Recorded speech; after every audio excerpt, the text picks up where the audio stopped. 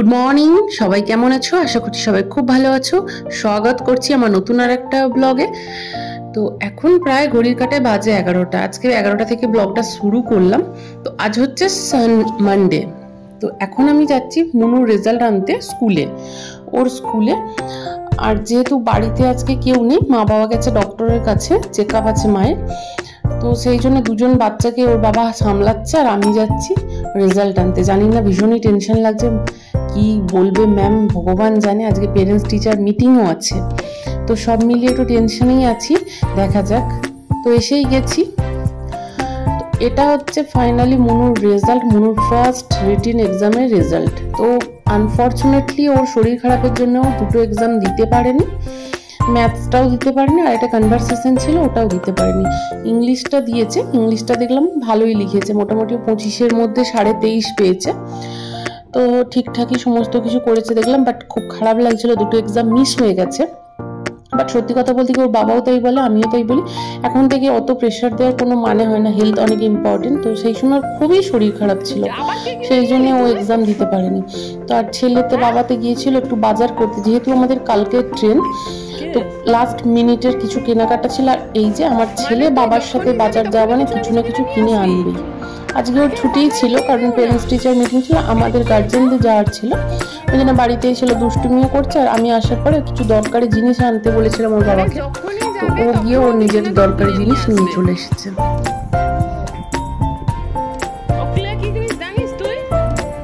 এখন 12টা অলরেডি বেজে গেছে, আমার এখনো রান্নার কিছু জোগাড় হয়নি, ভীষণ টেনশন আছে কখন কমপ্লিট করবো। তো বললাম তাড়াহুড়ো করে আজকে আর কিছু করবো না সেরকম, যেহেতু বাবা মা ঘরে নেই, আমি আর ও খাবো, আর বাচ্চাদের তো কথা ওদের তো সেরকম কিছু থাকে না খাওয়ার। তো ডিমটাই করবো।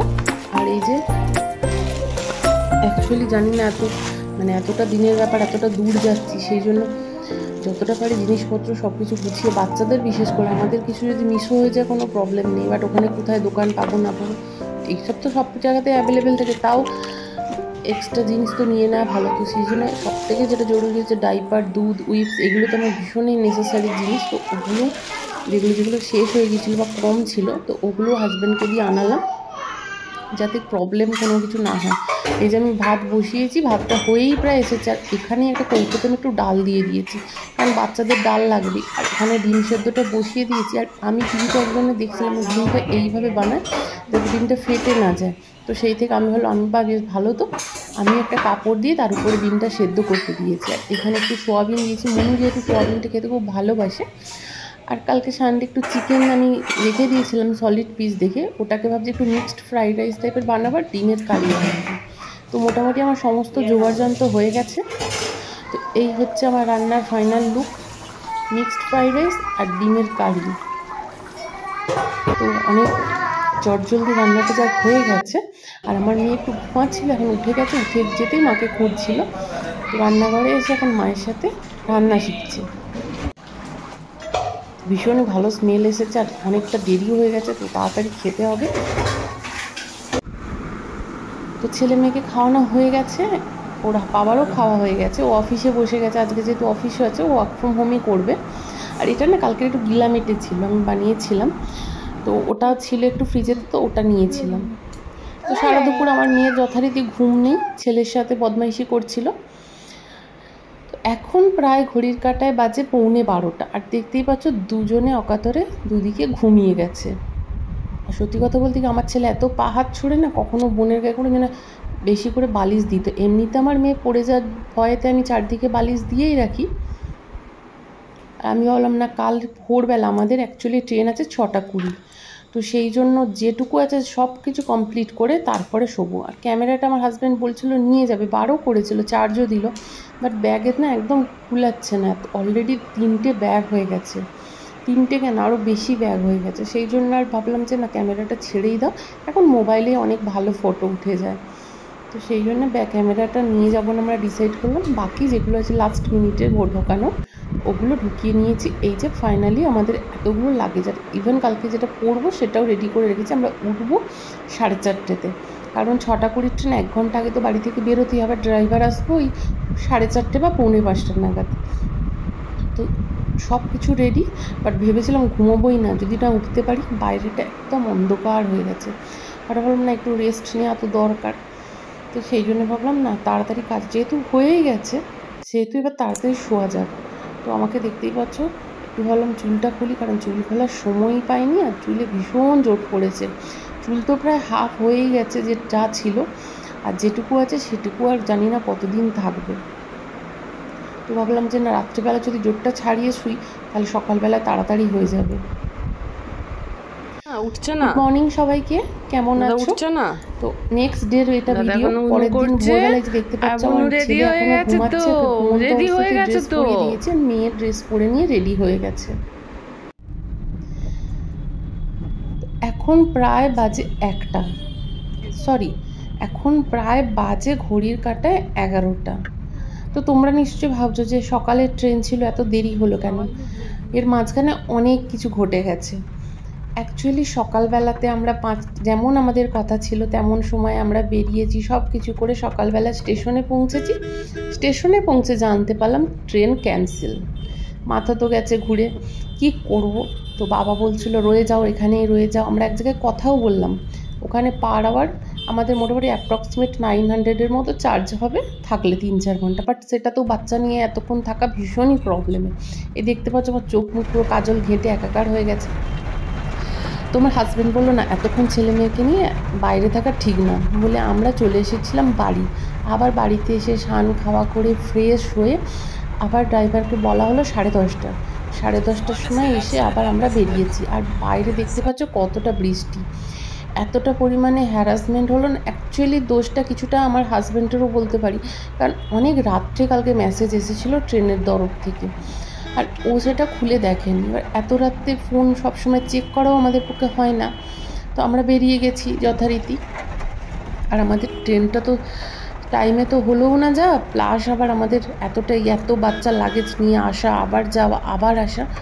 তো সত্যি কথা বলতে কি প্রথমে শুরুটাই এমন হয়ে গেল না, টেনশনে পড়ে গিয়েছিলাম আদৌ যা হবে তো।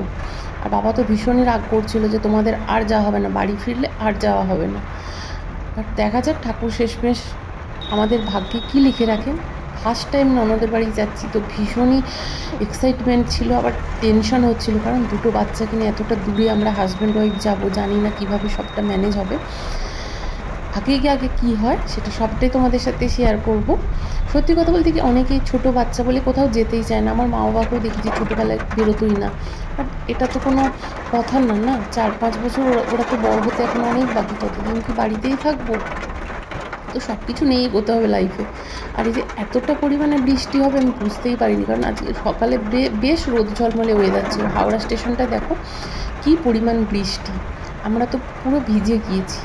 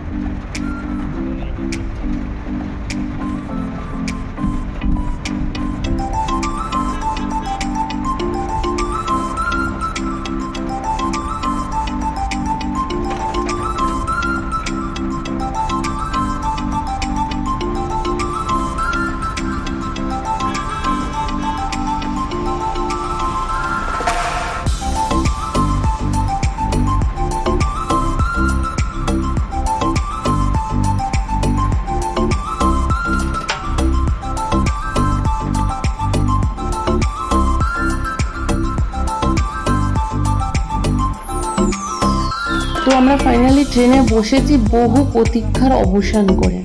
আমাদের ট্রেন ছিল জনশতাব্দী এক্সপ্রেস। তো এটা টাইম প্রথমে ছিল 6:20, তারপরে সেটা ক্যান্সেল হয়ে হলো 12:20। 12:20 আমরা যথারীতি 12টায় এসে গিয়ে স্টেশনে দাঁড়িয়ে আছি, বাট তখনও পর্যন্ত অ্যানাউন্সমেন্ট নেই, কোনো ডিসপ্লেতে শো করছে না। তো ভাবলাম বোধহয় আবার ক্যান্সেল হবে। আর বাবা ভিজে গিয়েছিল বলে বাবা তো ড্রাইভারকে নিয়ে চলেও গিয়েছিল, ভাবলাম বাড়িও আর ফেরা হবে না আর এখানে যাওয়াও হবে না। কীরকম একটা বাজে পরিস্থিতি, দুটো ছেলে মেয়েকে নিয়ে দাঁড়িয়ে যে কী সিচুয়েশান ফেস করেছি মানে শুধু ঈশ্বরই জানে আর আমরাই জানি দুজনে।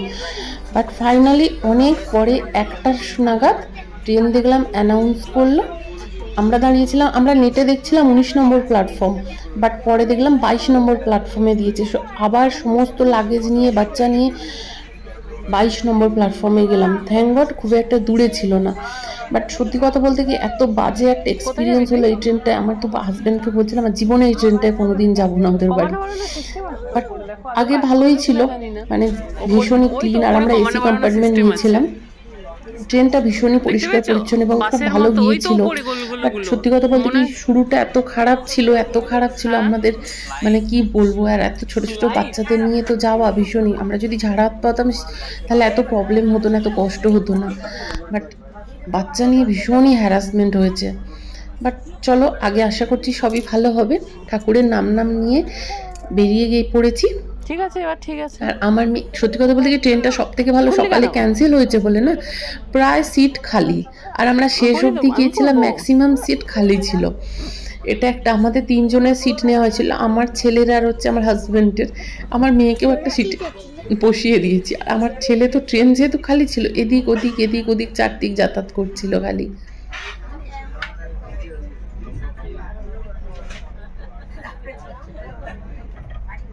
এখনও ফাইনালি বিশ্বাস হচ্ছে না যে হ্যাঁ আমরা আসছি, আমরা মানে আমাদের ট্রেন ছাড়তে বিশ্বাস হচ্ছে হ্যাঁ আমাদের যাওয়াটা তাহলে ফাইনালি হচ্ছে। আর আমার মেয়েকে দেখতে পেয়েছো, ও না মানে ভীষণই, ও তো ধকল গেছে না একটা যাওয়া আসাতে, তো ও একটু পরেই ঘুমিয়ে গিয়েছিল। বাট আমরা তো খেয়ে দিয়ে এসেছিলাম, আমিও খেয়েছি, আমার বাচ্চাকেও খাইয়ে ছেলেকেও খাইয়ে এসেছি। বাট আমার হাজব্যান্ডের মানে ভীষণই খিদে পেয়ে গেছে, ও কোথাও গেলে খেতে চায় না, মানে খেয়ে যাবে না। আর আমার ছেলেকে দেখো, ও হচ্ছে ঘুমিয়ে গেছে, ও ভীষণ টায়ার্ড, কোন সকালবেলা উঠেছে, তো ও ঘুমিয়ে গেছে। আর হাজব্যান্ডের ভীষণ খিদে পেয়েছিল, ও একটু ট্রেন থেকে ব্রেড এটা সেটা কিনেছে, বাট খুব একটা ভালোও ছিল না। বাট কি আর করা যাবে, চাটা তবে পাতলা হলেও ঠিকঠাক ছিল। অনেকটাই প্রায় এসে গেছি। আর চারদিকের পরিবেশ দেখে বুঝতেই পারছো আমরা প্রায় ঝাড়খণ্ডের কাছাকাছি আছি। তো এখান থেকে যদি অনেকটা টাইম, তাও মানে আমরা উড়িষ্যা ওই দিকের লাইনেই আছি। খুব সুন্দর নাজারা ছিল দুদিকেরই, খুব ভালো লাগছিল। আর আমি তো বসেছিলাম উইন্ডো সিটে, ভীষণই ভালো লাগছিল দেখতে জানলা দিয়ে বাইরেটা।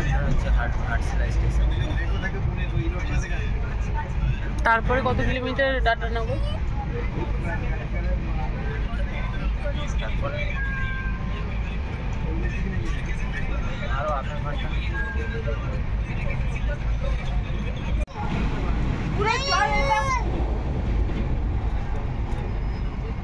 জলটা উপরে এসছে না, তো ইয়ে ওই যেগুলো হয় না মাথাগুলো।